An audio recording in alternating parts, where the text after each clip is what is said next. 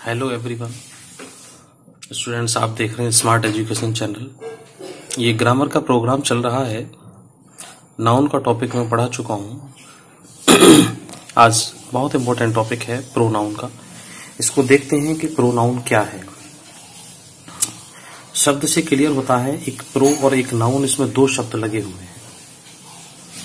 Noun के स्थान पर प्रयोग किए जाने वाला शब्द प्रोनाउन कहलाता है। ये डेफिनेशन हम लोग बचपन से पढ़ते चले आ रहे हैं। आज और देखते हैं इसकी डेफिनेशन का क्या है। तो इसकी डेफिनेशन है, a pronoun is a word. Pronoun एक शब्द है, यूज्ड, को प्रयोग किया जाता है in place of noun. Noun के स्थान पर प्रयोग किया जाता है। मैं एक एग्जांपल दूं, यहां लिखने में तो खैर टाइम लगेगा। जैसे राम एक अच्छा लड़का है,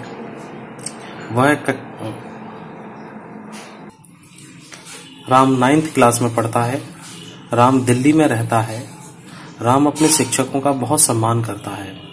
तो इस सेंटेंस के अंतर्गत 4-5 सेंटेंस है, मैंने बार बार राम राम राम शब्द का प्रयोग किया है। अगर मैं उसी के स्थान पर थोड़ा सा परिवर्तन कर दूं कि राम एक अच्छा लड़का है, वह 9th क्लास में पढ़ता है, वह दिल्ली में रहता है, वह अपने माता पिता की बहुत सम्मान करता है, इज्जत करता है। तो जो राम के स्थान पर मैंने वह शब्द प्रयोग किया है, यही सर्वनाम है। आपके पास जो भी बुक है, आप वहां से आप इसको देख समझ सकते हैं।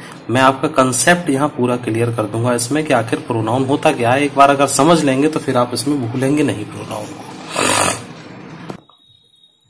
इसमें आगे आता है काइंड्स ऑफ प्रोनाउन।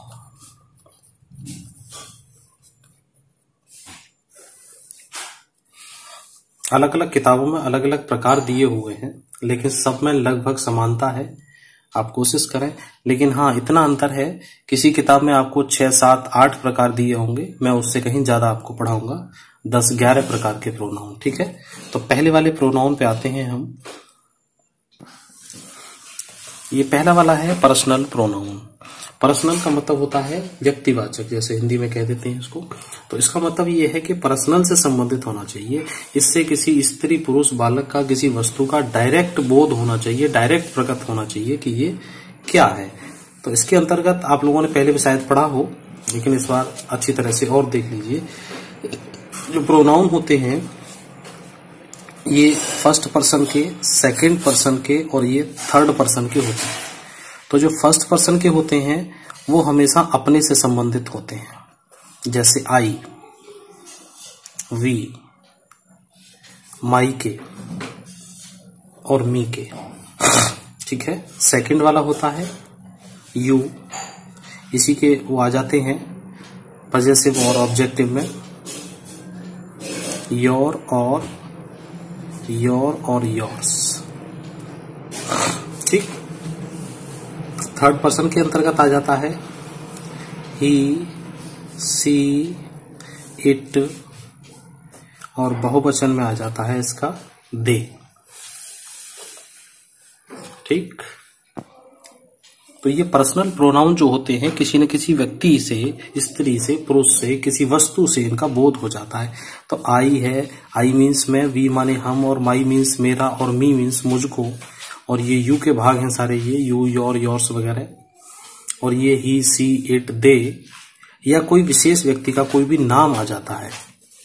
ठीक है, जैसे यहां कोई नाम आ गया मोहन का। ठीक है, उस तरह से किसी का भी नाम यहां पे हो सकता है। तो ये पर्सनल प्रोनाउन के अंतर्गत आ जाते हैं। इसकी और डिटेल के लिए एक वीडियो मेरा अलग है, उसको आप उसको देख सकते हैं, लिंक दिया हुआ डिस्क्रिप्शन में। इनका टेबल बनता है पूरा, थोड़ा सा उसमें 10-15 मिनट लगती हैं, इसलिए मैं इसमें केवल प्रोनाउन टॉपिक को ही समझाऊंगा। इस पर्सनल के अंतर्गत ज्यादा अंदर नहीं जाएंगे।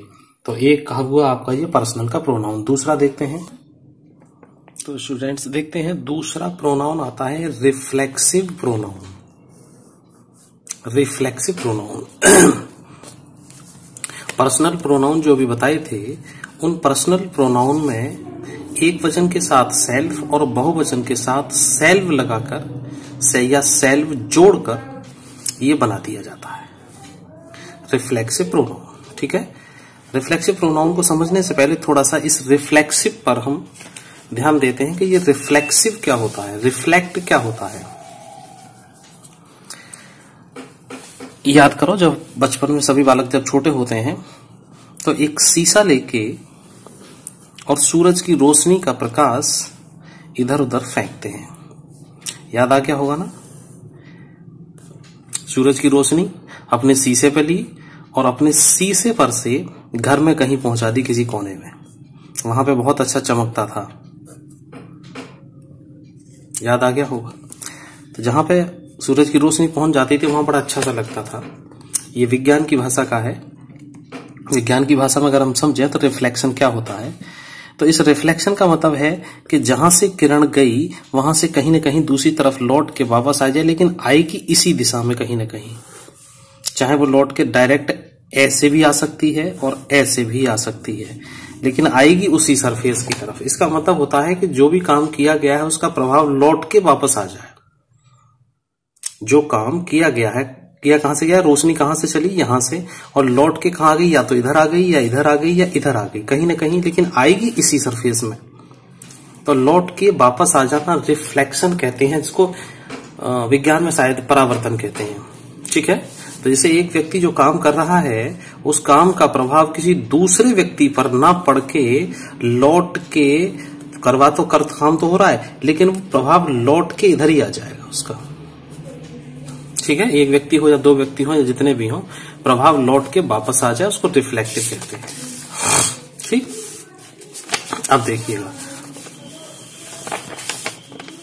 ये देखो, जो सिंगुलर वाले होते हैं, जो पर्सनल प्रोनाउन होते हैं, तो माई के साथ सेल्फ लगाया तो माई सेल्फ हो गया। माई और सेल्फ दो अलग अलग वर्ण हैं, दोनों को इकट्ठा कर दिया तो माई सेल्फ हो गया। हिम के साथ सेल्फ जोड़ा है तो हिम सेल्फ हो गया। हर के साथ जोड़ा, हर सेल्फ हो गया, इट सेल्फ के साथ सेल्फ, और योर सेल्फ के साथ योर सेल्फ। ठीक है।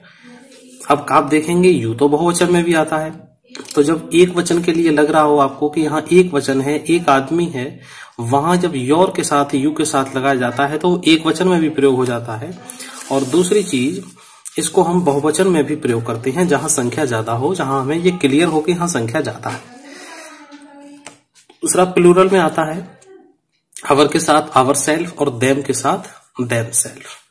इस तरह से जो भी बहुवचन है सेल्फ लगाया जाता है, बहुवचन के साथ सेल्फ लगाएंगे और एक वचन के साथ सेल्फ लगाएंगे। तो इसका एक एग्जांपल देखते हैं। The boys done this work them self. लड़कों ने किया अपना काम, लड़कों ने यह काम खुद स्वयं किया, स्वयं किया। तो यहां देम सेल्फ, क्योंकि जो दोनों बॉयज हैं, जो भी हैं, तो ये दे के फॉर्म में आते हैं ये, और दे के फॉर्म में आते ही ये जो वर्क है वो इन पे रिफ्लेक्ट होके आ जाता है। किन्होंने किया ये काम? लड़कों ने। ये ऐसे समझ लो इसको, ये दे में गए, ठीक है, और दे के हिसाब से यहां देम सेल्फ हो गया। और जब काम किसने किया लौट के? उन लड़कों ने स्वयं। तो ये चीज लौट के फिर इन लड़कों के पास आ गई है। ठीक। दूसरा एग्जांपल देखो, I will do this work myself. मैं इस काम को स्वयं करूंगा। तो आई के साथ माई लगा और माई के साथ माई सेल्फ हो गया। द बॉय, एक लड़का, the boy covered himself with the blanket. लड़के ने अपने आप को कंबल से ढक लिया या कंबल में लपेट लिया। तो ये बॉय है, बॉय का मतलब ही है, और ही के साथ यहां हिमसेल्फ हो जाएगा। ठीक है। तो आइए अब तीसरा वाला देखते हैं, एम्फेटिक प्रोनाउन। तीसरा वाला देखते हैं। ये एम्फेटिक प्रोनाउन होता है। एम्फेट का मतलब होता है जोर देना किसी चीज पे। अब जोर देने के लिए भी यही वर्ड सेम जो कहते हो आ जाएंगे। जैसे ऊपर वाला एक वर्ड उठाते हैं माई का, माई सेल्फ के लिए।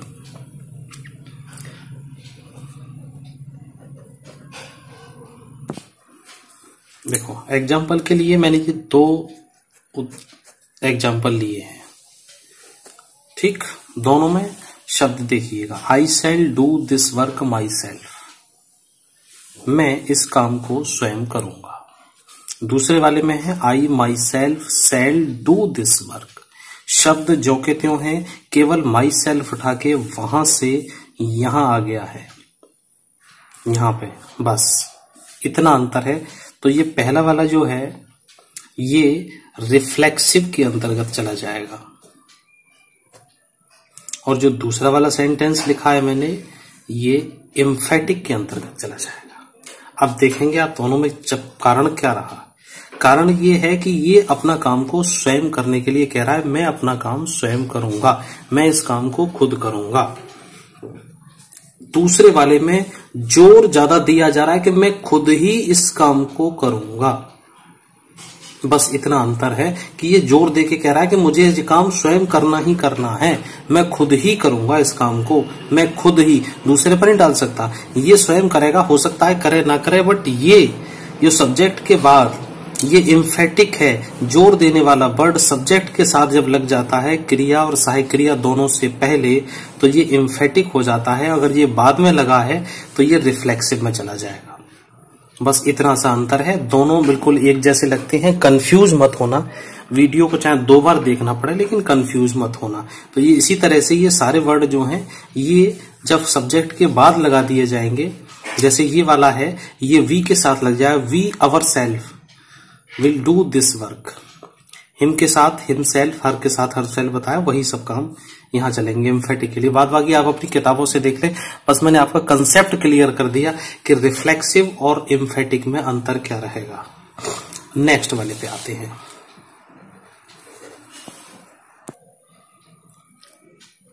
चौथा नंबर का है रेसिप्रोकल प्रोनाउन। रेसिप्रोकल का मतलब होता है 2-3 चीजें एक साथ चलती हों, कितनी भी हों, 2 हों, 2 से अधिक हों, कितनी भी चीजें साथ साथ चलती हों, वो रेसिप्रोकल हो जाता है। जैसे 4 लोग हैं, एक दूसरे की मदद करते हैं, 2 दोस्त हैं, एक दूसरे का काम कर देते हैं। तो ये जो शब्द आते हैं, इस प्रोनाउन के अंदर केवल 2 ही वर्ड आते हैं, ईच अदर और वन अनदर। ईच अदर 2 व्यक्तियों के लिए और ये 2 से ज्यादा के लिए आपको प्रयोग करना है। जैसे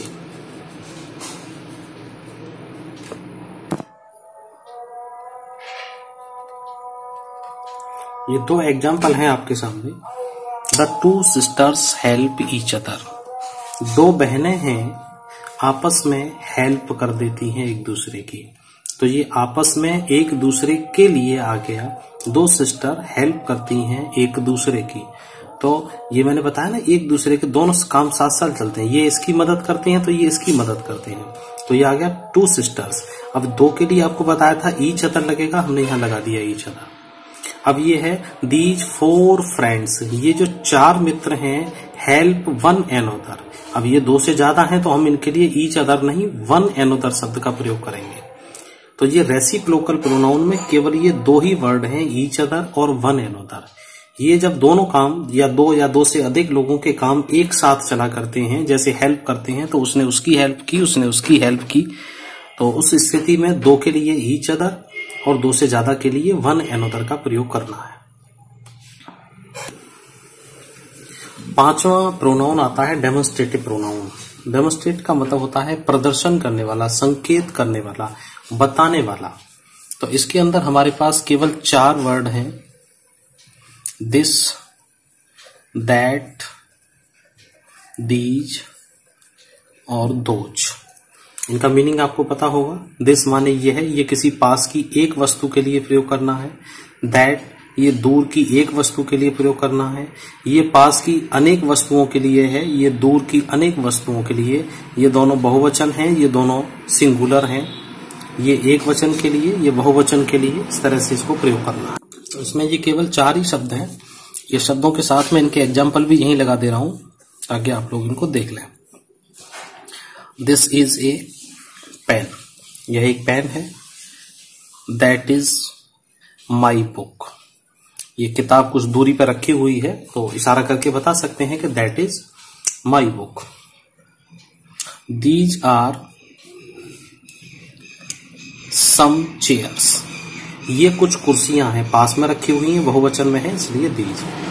ये चारों शब्द हैं और ये इनके एग्जाम्पल मैंने इसी के साथ ही जोड़ दिए हैं। दोज के साथ, दोज आर गुड बुक्स। वो कुछ अच्छी किताबें हैं जो यहाँ से कुछ दूर रखी हुई है। तो इसमें ये 4 शब्द हैं, चारों के मैंने एग्जाम्पल कर दिए। बहुत सरल सा है, इनको आराम से देखिएगा। देखो आपकी, मैं बार बार वही कहता हूँ, किताबें जो भी हैं आपके पास सब अच्छी हैं, बहुत अच्छी हैं, देखिएगा। लेकिन कंसेप्ट जो मैं क्लियर कर रहा हूँ ये शायद आपको कहीं नहीं मिलेगा। आपने कई बार प्रोनाउन पढ़ लिए होंगे, लेकिन अब शायद आपकी जरूर समझ में आ रहे होंगे, शायद आप नहीं भूल पाएंगे। इसीलिए मैं बार बार कहता हूँ कि मेरे वीडियो ज्यादा से ज्यादा शेयर करो, लाइक करो, सब्सक्राइब करो, तभी अच्छे वीडियो आपको मिल पाएंगे आगे तक। मैंने बहुत सारे कई विषयों पे वीडियो बनाए हुए हैं, सभी कंप्यूटर में है, अभी सब एडिट करके एक एक करके भेज रहा हूं। तो थोड़ा सा मोटिवेट करते रहिएगा मुझे, कमेंट में भी दिया करें कि कैसा चल रहा है आपके लिए। तो थोड़ा सा अगर इतना बताते रहेंगे तो ठीक रहेगा मुझे।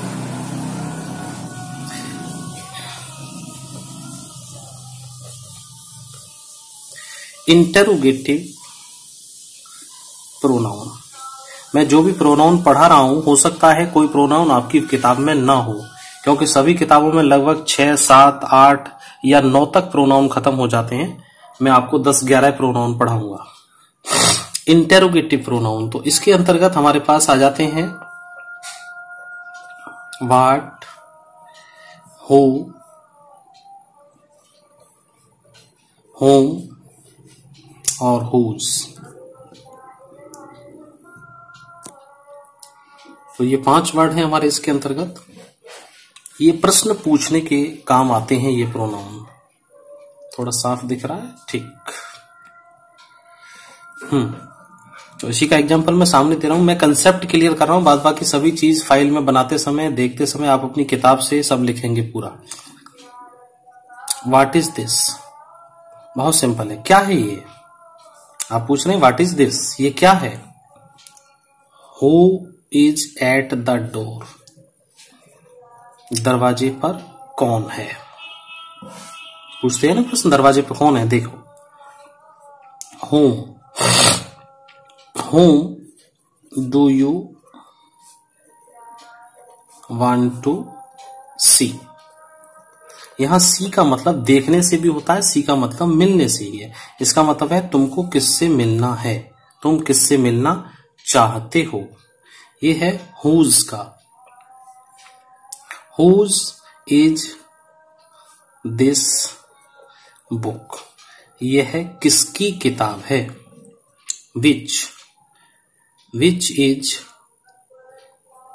your book, तुम्हारी किताब कौन सी है। सॉरी, इसमें सब में प्रश्नवाचक चिन्ह लगेगा पीछे। तो ये इंटरोगेटिव प्रोनाउन के लिए हमारे पास 5 वर्ड होते हैं। ठीक, ये इंडेफिनिटिव प्रोनाउन होता है। डेफिनिट का मतलब होता है निश्चित, और इंडेफिनिट का मतलब होता है अनिश्चित प्रोनाउन।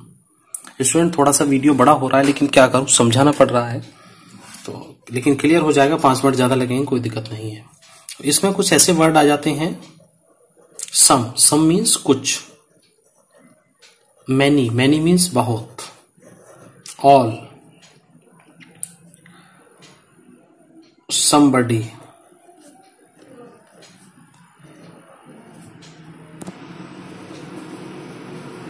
few।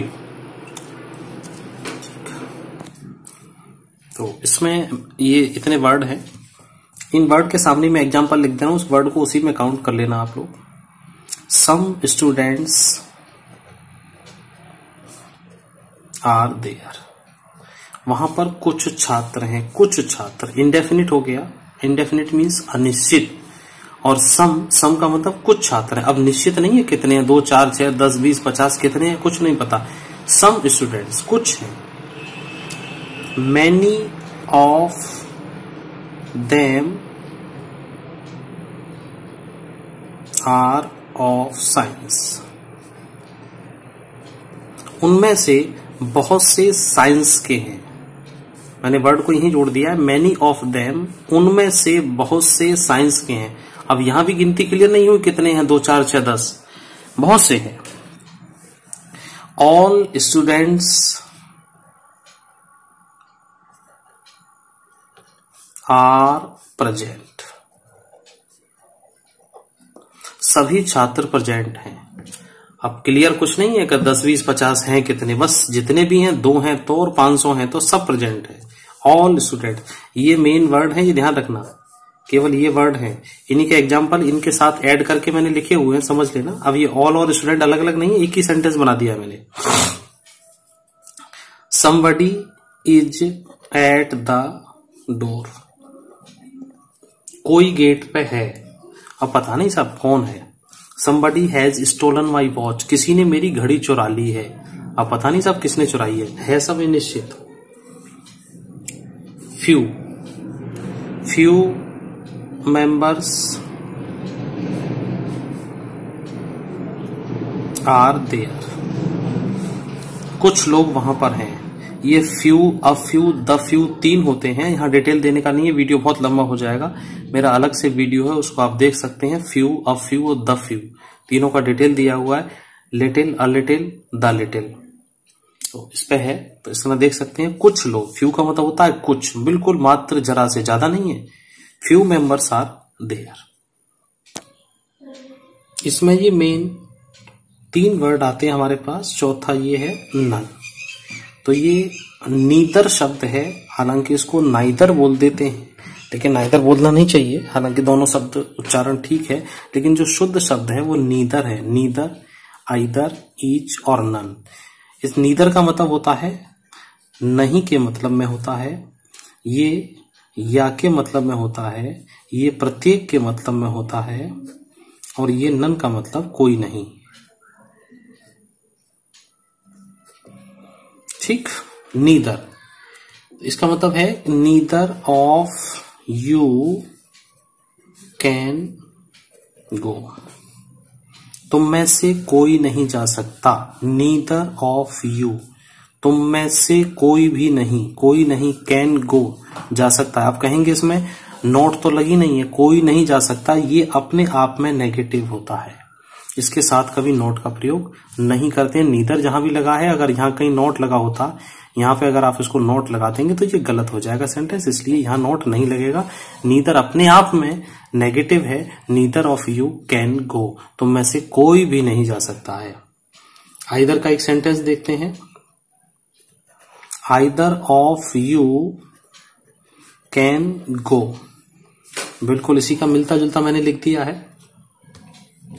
अब यहां कह रहा है कि तुम में से कोई नहीं जा सकता, आइदर कह रहा है कि तुम में से कोई भी जा सकता है। आइदर और नाइदर लगाते ही, आइदर नीदर लगाते ही इनके सेंस बदल गए हैं। यहां नहीं जा सकते, यहां पे जा सकते हैं। ये पॉजिटिव होता है, ये नेगेटिव में आता है। ठीक, प्रत्येक। Each of the boy will present in the prayer, prayer में प्रत्येक बालक प्रेजेंट होगा। ये एक ऑर्डर है, प्रत्येक बालक प्रेजेंट होना है। बालकों में से प्रत्येक प्रेजेंट होगा प्रेयर में। प्रेयर के दौरान स्कूल में सभी बालक प्रेजेंट होंगे। नन, नन का देखते हैं। None can do this question, इस प्रश्न को कोई भी हल नहीं कर सकता है, कोई नहीं। तो ये हमारा डिस्ट्रीब्यूटिव हो जाता है, इसको कहते हैं विभाग सूचक प्रोनाउन। ठीक है स्टूडेंट, इसको देखते रहिए। वीडियो थोड़ा सा बड़ा हो रहा है, लेकिन समझाना पड़ रहा है, क्या करूं, फिर भी कम ही समझा रहा हूं मैं, कोशिश कर रहा हूं कम में ही। ये बड़ा लंबा डिटेल है इसमें। ये 8 प्रोनाउन हो चुके हैं, बस थोड़ी सी और लूंगा, 2-3 मिनट आपकी। नेक्स्ट आता है रिलेटिव प्रोनाउन, संबंधवाचक सर्वनाम। तो ये संबंध बताने वाला है, तो इसमें मैं बहुत जल्दी एग्जाम्पल के माध्यम से समझाऊं आपको, वीडियो लंबा हो रहा है। दैट इज द बॉय, यही वो लड़का है। Which, sorry, that is the, T है, TOY, toy. That is the toy, यही वो खिलौना है। विच आई बॉट, जिसको मैंने खरीदा था। ठीक है। तो जो विच शब्द लगा हुआ है ये यहाँ पे दो सेंटेंस को जोड़ने का काम कर रहा है। जिसको मैंने खरीदा, किसको, यही वो खिलौना है। तो ये दो सेंटेंस हैं, यहां से यहां तक एक, यहां से यहां तक दूसरा, दोनों को जोड़ने का काम कर रहा है, दोनों का संबंध बता रहा है, दोनों का रिलेशन बता रहा है। इसलिए ये रिलेटिव प्रोनाउन है। That is the toy, TOY है ये टॉय, यही वो खिलौना है जिसको मैंने खरीदा था। तो एक सब सेंटेंस दूसरे सेंटेंस के साथ जुड़ गया विच के माध्यम से। दूसरा सेंटेंस देखते हैं हम लोग। आई मेट द बॉय, मैं उस लड़के से मिला हूँ जो स्टोल योर वॉच, जिसने तुम्हारी घड़ी चुराई है। तो जिसने तुम्हारी घड़ी चुराई है, मैं उस लड़के से मिला हूं। तो ये जो वर्ड है ये रिलेटिव प्रोनाउन का काम कर रहा है कि जो दो सेंटेंस को, दो व्यक्तियों को, दो चीजों को, दो बातों को मिला रहा है, संबंध बता रहा है। ये 10वां प्रोनाउन है इम्पर्सनल प्रोनाउन। ये अपुरुषवाचक है, जो हमारी निर्जीव वस्तु होती हैं उनके लिए मिलता है। ये हो सकता है आपकी किसी किताब में ये ना मिले, तो इसमें केवल एक ही वर्ड आता है, ये है द इट का। इट रेन्स, वर्षा होती है। इट सोज, यह दिखता है। इट इज 10 o'clock, 10 बजे हैं। तो जहां इट का प्रयोग कर रहे हैं हम लोग, तो ये इम्पर्सनल प्रोनाउन है, ये अपुरुषवाचक है, ये बेजानदार चीजों के लिए आया करता है। ये बेजानदार, जो जिनमें जान नहीं होती, निर्जीव होती हैं। हाँ स्टूडेंट्स, ये एक्सक्लेमेटरी प्रोनाउन है। ये भी शायद हो सकता है आपकी किताब में मिल जाए, बहुत अच्छी बात है। शायद ना भी मिले तो इसको भी देख लेना। और देखो वीडियो थोड़ा सा बड़ा हो गया है, 27-28 मिनट का है। तो इतना तो आपको जरूर करना है कि मेरे वीडियो को ज्यादा से ज्यादा बस फैला दो। सभी इंग्लिश को देखने वाले, टैट सीटैट की तैयारी करने वाले या कोई अदर कंपटीशन की तैयारी करने वाले हैं, वो कम से कम अपना कंसेप्ट तो क्लियर करेंगे कि प्रोनाउन होते क्या हैं और कितने कितने कहां से आते हैं। तो इतना सभी स्टूडेंट्स को ये करना है कि इसको ज्यादा से ज्यादा अपने फ्रेंड्स को शेयर कर दें। तो परेशान मत होइए, बस ये लास्ट है एक्सक्लेमेटरी प्रोनाउन, विस्मय बोधक। जहां हम किसी आश्चर्य की बात करते हैं, कहीं विस्मय हो जाता है, कोई ऐसी चीज है जो नहीं होनी चाहिए वो हो रही है। वाट ही इज अ डकैत, क्या वह डकैत है। What you don't know Gandhi ji, क्या तुम गांधी जी को नहीं जानते हो। तो ये वाट वर्ड लगाया है, इसके बाद साइन ऑफ एक्सक्लेमेशन लगा हुआ है, तो आप समझ लेना ये विस्मय बोधक सर्वनाम है। तो स्टूडेंट्स, आपने बहुत अच्छा देखा, पूरा वीडियो देखें, 2 बार देखें, 3 बार देखें, शेयर करें, सब्सक्राइब करें, लाइक करें। वीडियो थोड़ा लंबा हो गया लेकिन आपने धैर्य के साथ देखा, बहुत अच्छी बात है। फिर मिलते हैं अगले वीडियो के साथ। और वीडियो की जो सब्सक्राइब करते हैं वहां बेल बटन भी होता है, तो उसको भी जरा एक बार दबा दिया करो, तो मेरे वीडियो सभी टाइम से आपके पास पहुंच जाया करेंगे। तो मिलते हैं अगले वीडियो में, तब तक के लिए गुड बाय और थैंक्स फॉर वॉचिंग।